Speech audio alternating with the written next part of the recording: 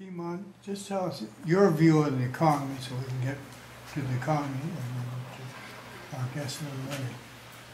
Okay, I think the economy is present everywhere, and it's, I think, that's nice. Like space and time. I hope this is on camera. Did you get that on camera? The economy is everywhere. Thank you, Aristotle. I think the economy is actually the fundamental reason behind the Egyptian situation. I'll come back to that when we focus on Egypt. But the theme that I've been developing in many Wednesday nights, that what's happening is that we have a global dual economy with a winner-takes-all situation where fewer people are making a hell of a lot of money and more people are being marginalized, is being confirmed with what we see everywhere. And I think it's being confirmed with the fundamental causes of the Egyptian crisis, which is not Islam versus the West, which is not Arab nationalism versus foreigners. Fundamentally, it's food.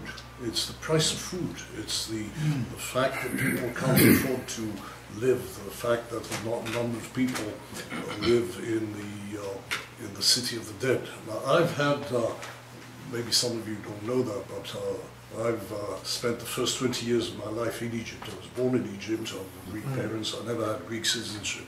Well, I never had Egyptian citizenship, I always had Greek citizenship before I became Canadian. But for all these years, I've been living in the country. Now, I'll make some comments on the crisis a little bit later, but in the context of the question that David asked, what about the economy? I think the economy is doing well when you're talking about the stock market, when you're talking about banks. But the global economy, because of this duality of rich and poor, is, I would argue, in a very dangerous situation. Because all these things can develop into civil war.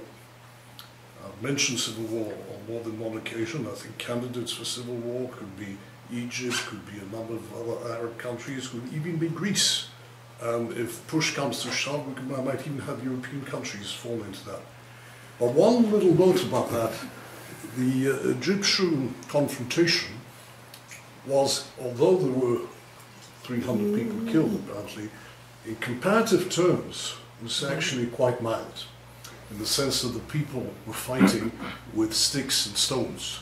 Imagine if this kind of imagine if this kind of confrontation had taken place in the US, with the Tea Party against the others, with all the guns and the automatic weapons. It would have been a massacre. And this is something I think that's worth noting, but we'll come back to that later. Thank you very much.